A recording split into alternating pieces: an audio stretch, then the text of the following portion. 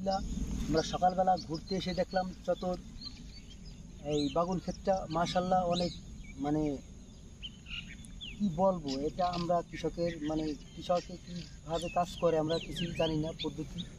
মাশাআল্লাহ সুন্দর একটা ক্ষেত করছে, একটু ঘুরেই দেখাও। এই সকালবেলা আমরা আবহাওয়া খেতে ঘুরে আসতে আমরা দূরতে দেখলাম কোন প্রযুক্তিতে এই ক্ষেতটা করছে, তা তুমি একটু ঘুরেই দেখাও। আমার সাথে সহযোগিতা আছেন ওই মিন্টু, আমার ভিডিও সে করেছে, তার ভিডিও আমি করব। এই ক্ষেতটা দেখানোর জন্য সবাই একটা লাইক কমেন্ট শেয়ার করে দেন। এখন মিন্টু সাহেবের দেখবেন। হ্যাঁ মিন্টু সাহেব কিছু কথা বলেন। বিসমিল্লাহির রহমানির রহিম। শুভ সকাল। আমরা এখন আসছি চতর নাদের মোল্লা প্রাইমারি স্কুলের একটু ভিতরে এই মাঠে আসছি।